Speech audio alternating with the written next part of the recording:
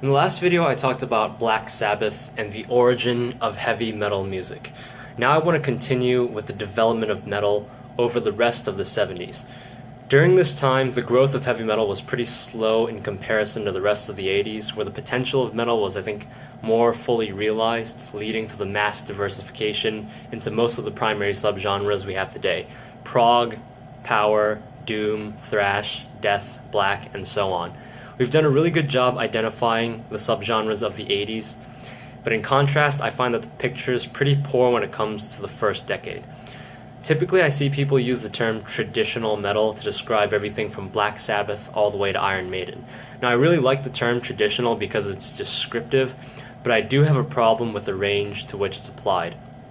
On one hand, narrow subgenre definitions tend to lead towards elitism, which I would like to avoid, but it's pretty much inevitable when it comes to subgenre discussion. Plenty of flame wars have been had over the internet, and I'm preparing myself for the worst to come, but I try not to be biased when it comes to these things, and that's why I'm only sticking to musical elements and sounds that can be clearly identified. The main issue I have with broad subgenre definitions is that we run the risk of losing meaningful distinctions while heading towards more arbitrary and ambiguous ones. In other words, if we define a subgenre to be very inclusive, then it also becomes less descriptive of the music itself, and I think ultimately that defeats the entire purpose of doing that exercise. So how do I define traditional metal? The term traditional implies that it's the original, old way of doing something. By applying that to a decade's worth of music across the entire 70s, it sort of assumes that metal didn't really change over that period, which I think is very inaccurate. In my opinion, there's a lot more development than we recognize when it comes to the subgenres that we talk about. The most obvious example of this is Motorhead and speed metal.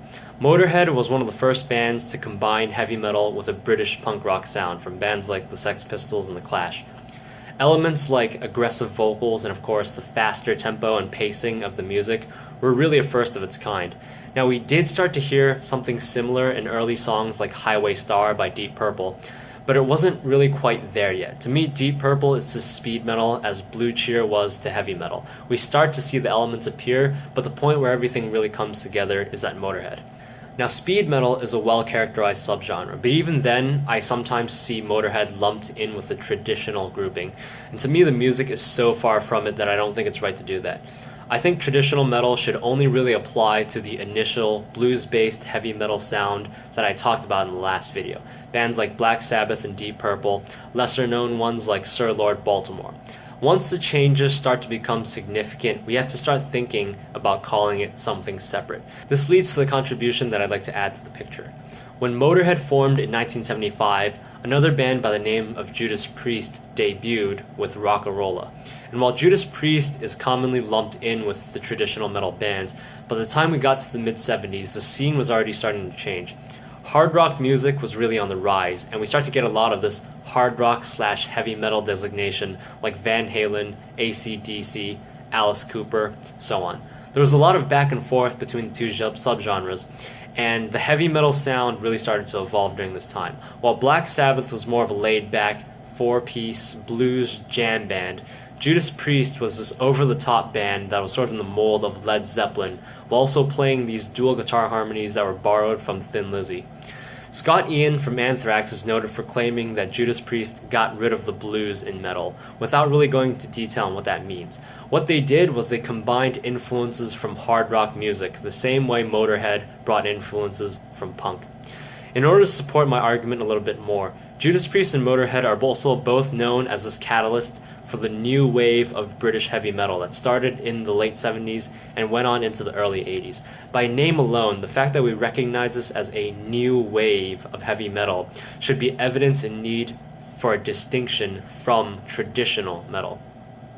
Speed metal is already well distinguished as a subgenre, but I think we're missing a second one when it comes to these late 70s hard rock influenced heavy metal bands, ranging from Judas Priest to Iron Maiden and beyond. Bands that incorporated elements like operatic vocals, melodic leads, and diatonic harmonies, things that weren't necessarily found in traditional metal bands like Black Sabbath. Now, obviously, there are some similarities between them. At the end of the day, it's all heavy metal bands. But I think the failure to recognize these differences comes primarily from the fact all these bands use clean vocals. I think that's a bit short-sighted. Even though Ozzy did have a pretty wide range, the way he sang was so different. The way Tony Iommi played his riffs and played his guitar solos, which were mostly pentatonic blues, were so different from Glenn Tipton and KK Downing's harmonies, or Adrian Smith and Dave Murray's. If we're classifying subgenres based on musical elements, I do think the hard rock influenced bands like Judas Priest and Iron Maiden are distinct enough to warrant classification into a separate subgenre. Of course, we're going to need a name for it. There are options. The term that I like to use is melodic metal for a very practical reason. We already have melodic death metal, which is a well-established subgenre that combines death metal with influences from bands like Judas Priest and Iron Maiden. They incorporate a lot of the elements I listed earlier, like the melodic leads and diatonic harmonies. So I think it's a very natural transition to retroactively sort of appropriate this term, since it paints a perfectly clear picture if we want to look at melodic death metal as a combination of melodic and death metal. And it's certainly accurate to describe the music of Judas Priest and Iron Maiden as melodic. So in the end, I think it's a term that works very well. So to summarize everything from the past two videos, I drew a basic diagram that I'll link to as an image so you don't have to pause this video and I don't have to hold it up while I talk. So my ultimate goal here was to highlight the changes in heavy metal that occurred over the 70s and to clarify the definition of traditional metal in a way that allows us to recognize these changes as being significant. By restricting the definition of traditional metal only to the initial period of blues-based heavy metal, we can get a more precise definition of the music that developed during the new wave of British heavy metal that followed it.